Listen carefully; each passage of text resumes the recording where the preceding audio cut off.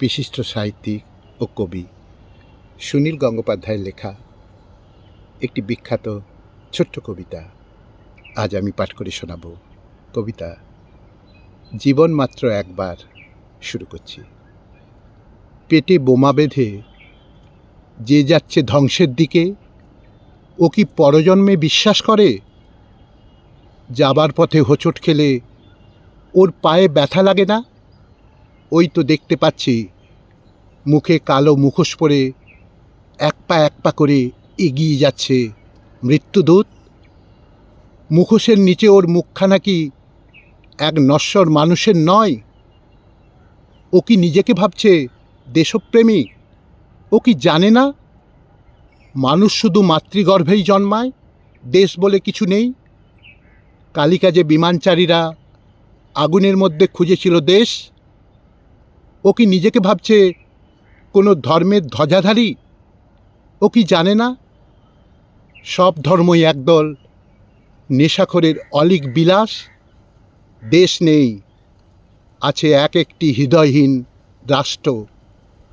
ও কি ডেভিড হয়ে লড়তে যাচ্ছে গোলায়াফের সঙ্গে? ও কি অভিমন্যের মতো ভেদ করতে চাইছে সপ্তরথীর চক্রব্যূহ? তাহলে নিজের মাথায় ঘিলু আগেই রেখে এসেছে কার পানীয়ের গেলাসে?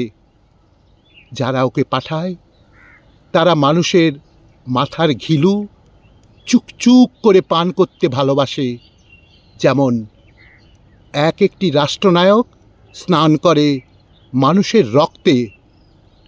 ওরে পাগল, তুই কি জানিস না মানুষের জীবন মাত্র একবার, মাত্র একটাই? ওরে পাগল, তুই না থাকলে যে মুছে যায় সারা পৃথিবীর মানচিত্র। ওরে পাগল, তোর কাজের মেয়েটির শরীরের যে উত্তাপ, তোর স্বপ্নে দেখা স্বর্গের হুরপরিদের তা থাকে না।